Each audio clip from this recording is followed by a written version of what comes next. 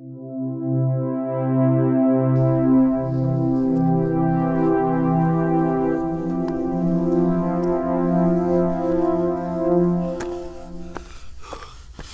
everybody, thought I'd hike up on the mesa a ways this morning and where it's nice and quiet and scenic so I could record our October Q&A video. This is a workout though. Well, I made it up the mesa here. It's a good climb. You can kind of see camp out here behind me. It's a good climb, but that hill's a little steep for a bit, and then it levels off here, and it's fairly flat for a while across this mesa. I'll give you a quick tour here.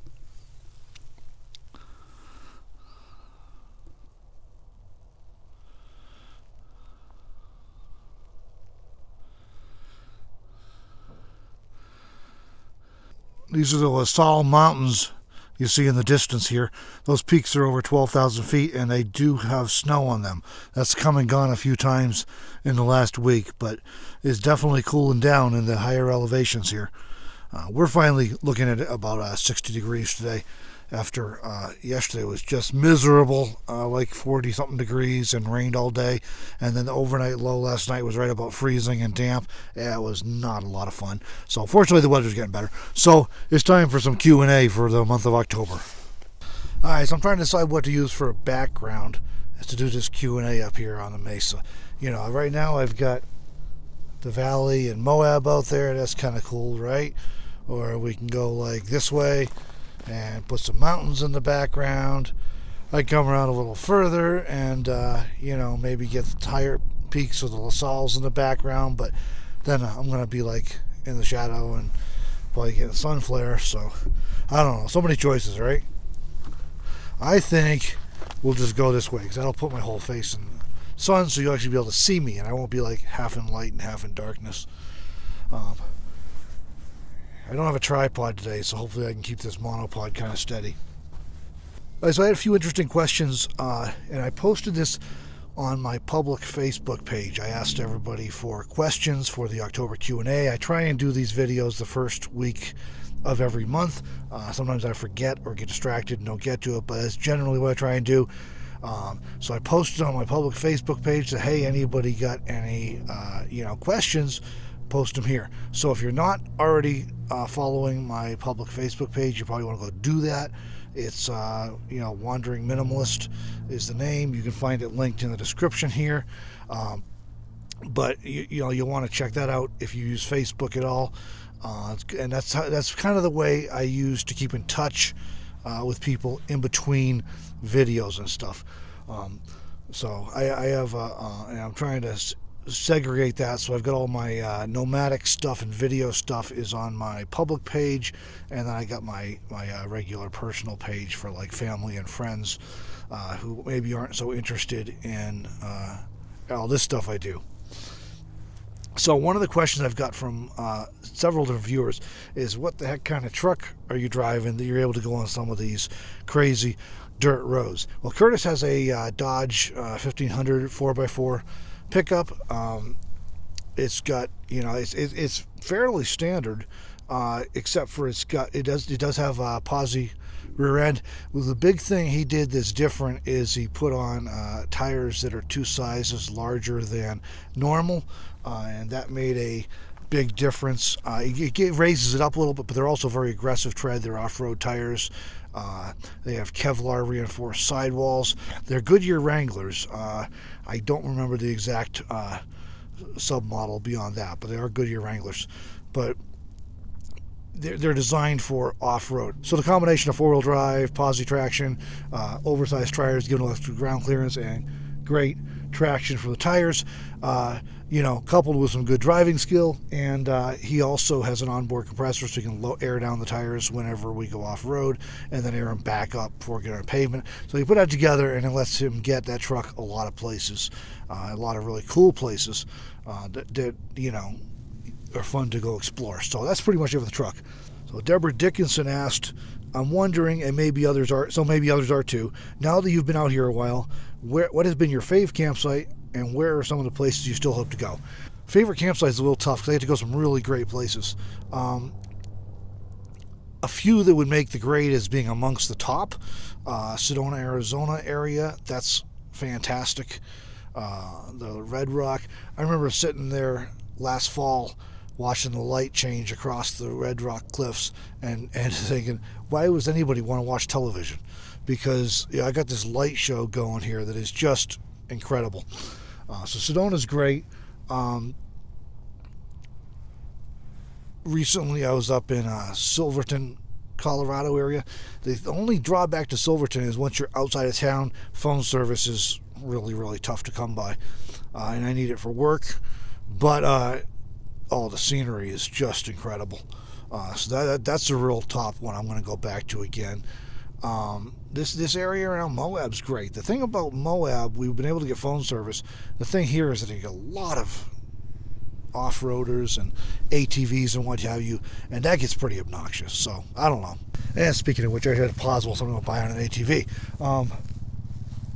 Yeah, lots of this is an older guy who's at least driving respectfully, and there's a lot of partiers come out here with their various OHVs and just want to have a big party and bring out their big fifth wheels and what have you, or motorhomes, and they're just noisy and obnoxious, and they do a lot of damage to the local environment, and that's just not cool, and it's nothing I want to be anywhere near. So that's kind of my biggest thing on Moab. It's hard to get away from that crap. Even being in someone in the off season here, it's hard to get away from that. So but other than that, some of the scenery around here is just spectacular, and there are plenty of people who come here and want to appreciate nature as well. Don't get me wrong. So Moab's on my list as well. As far as those are some of my favorites. As far as where I still want to go, I haven't explored California too much, and I know there's a lot of it I won't get too busy exploring because it's too urban. But in terms of the desert areas and things and some of the mountains, I definitely want to see some more of that. I haven't been in the southeast too much either, so I want to explore some more of that, and I've only been through the panhandle of Texas, so someday I need to get down to Texas and check that out. Plus, I have a son down there and a daughter-in-law, Jake and Cassidy. I'll be down to see you guys sooner or later. So you're going to see them when it's like winter everywhere else, because then it's like tolerable there. he warns me, do not come down there in the summer, So that's on my list. Then golly, I don't know, those are the ones that jump out at me as being places I definitely want to go and visit. Okay, Jeff and Terry Marshall ask, what software do you use for editing? By the way, love your recent travel series, the views, the music, enjoying the whole package. So thank you. I'm glad you're enjoying it.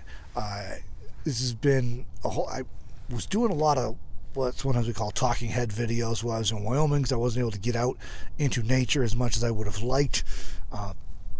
Then all of a sudden I get on the road and I'm like doing all travel stuff because I have so many travel videos. So I figure it's time to do something different today. But as far as video editing software, I'm currently using Adobe Premiere Pro. I've used a few other things. In terms of consumer level software, I would recommend Cyberlink Power Director as a good option. It's fairly affordable if you're looking for something anybody's looking for something to get started with. I found that as I was trying to do more and more stuff and learning new things, there were some limitations to any of the consumer level softwares. So I switched to pro level because I felt it better met the needs of what I was trying to accomplish and some of the things I was trying to do, and there's more compatibility if I need to work with anybody else on a project.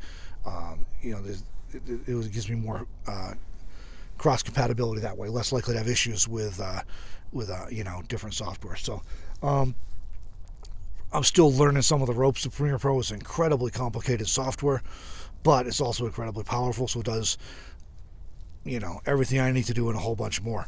And it really comes into its own, sometimes when I need to do some more complicated color correction or audio correction or whatever, and it makes it fairly easy to do that, where it's somewhere between not easy and impossible using some of the other less expensive software.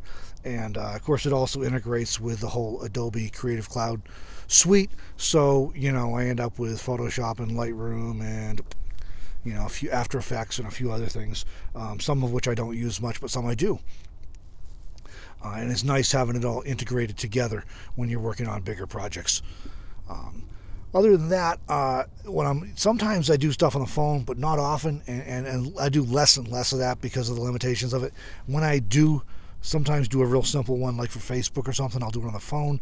I use either Apple's iMovie or Adobe Clip. Believe it or not, sometimes I have to use both of those because while they both let you like cut and trim and splice things together and then render out a whole video, they also have different capabilities in terms of filters and color adjustments and titles and things. So sometimes I actually have to use both of them to edit something on the phone to get the result I want. And then, of course, you have to figure out which one you need to edit first and then which one second based on what you're trying to do. So I do that less and less. Most of the time now, by the time I have to put it in two different mobile apps, it's easier just to put it on the computer, you know. But I do use it sometimes. Sometimes it's handy to get started on a project, to get things going and do some trimming and stuff before, if I'm away from the computer, you know. I can get started on it and do some preliminary edits before I get it on the computer. So that's what I'm using these days. Okay, Cargo Camping Dan asks, have you ever visited the Little Bighorn battlefield?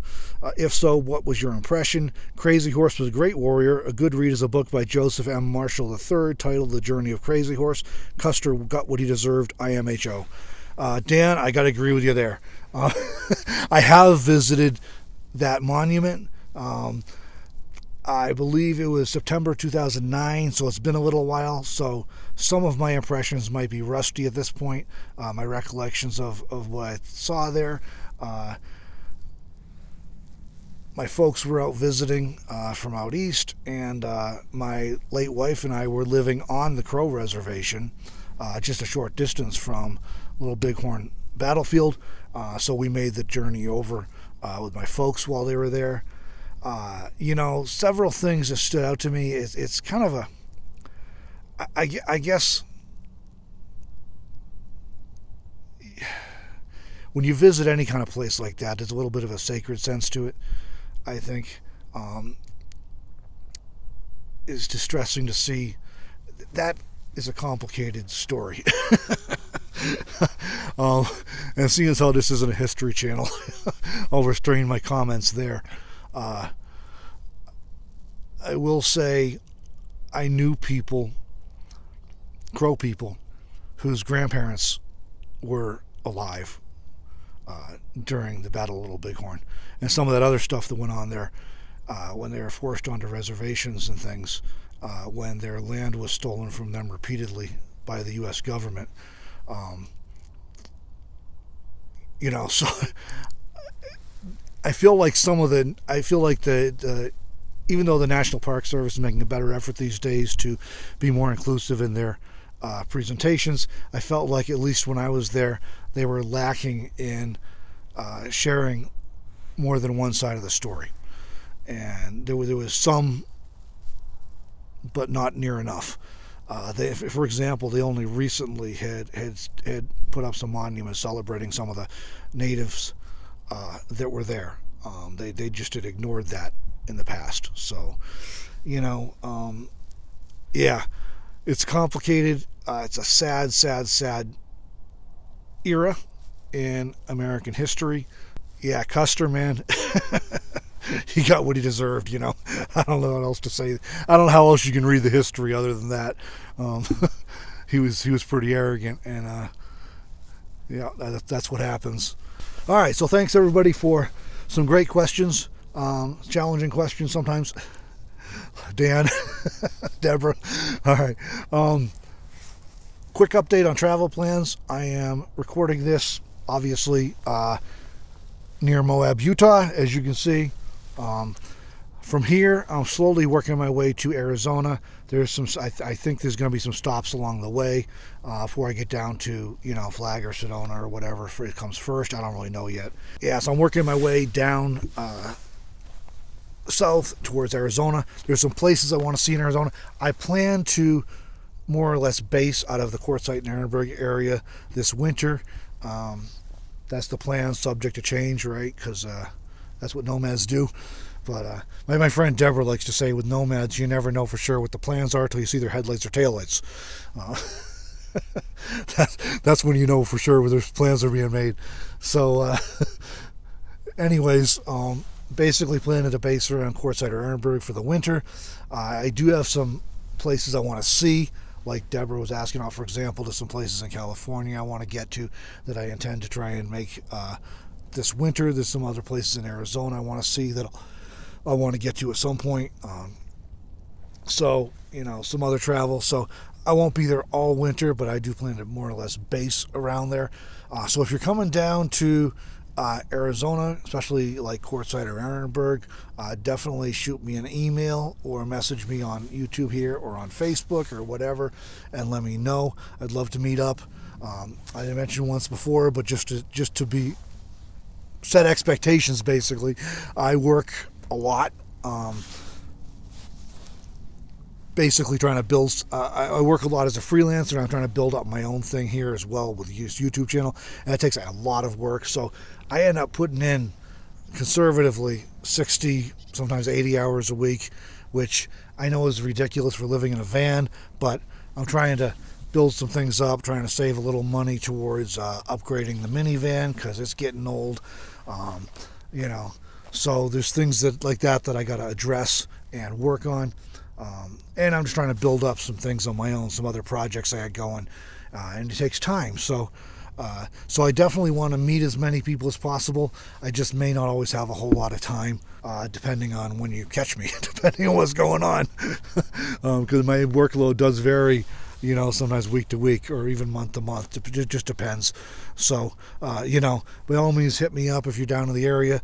I'd love to meet up, and, we'll just see how it goes for time and everything. Other than that, it's turned out to be a beautiful day here.